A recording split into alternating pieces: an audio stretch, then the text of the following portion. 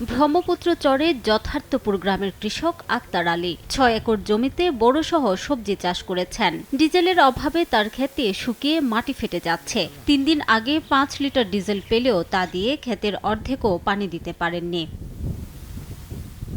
একই অবস্থা অন্য কৃষকদেরও। তারা বলছেন, কৃষি বিভাগের দেয়া তেলের কার্ড দিয়েও মিলছে না তেল।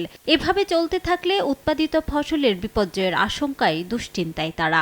মুগাই হয়েছে, তেল আনা যায়, তেল পাই না। এখানে আমাদের ৩ থেকে ৪ দিন পরে পানি দেওয়া লাগে। পানি না দিলে গাছগুলো মারা যায়। আমাদের প্রচুর পরিমাণ ক্ষতি হইতাছে।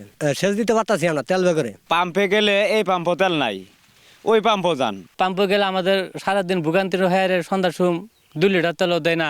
কৃষি সম্প্রসারণ অধিদপ্তর বলছে, কৃষকদের নিয়মিত পরামর্শ দেয়া সহ অগ্রাধিকার ভিত্তিতে ডিজেল কার্ড দেয়া হয়েছে।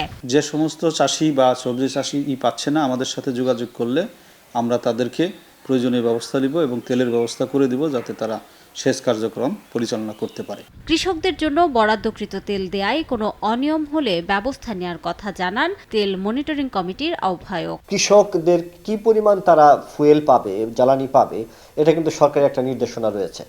কেউ যদি সেই নির্দেশনা ভায়োলেশন করে তাদের এবং আমাদের কাছে অভিযোগ জানায়, আমরা তাদের বিরুদ্ধে ব্যবস্থা নেব এবং তার জ্বালানি আমরা নিশ্চিত করব।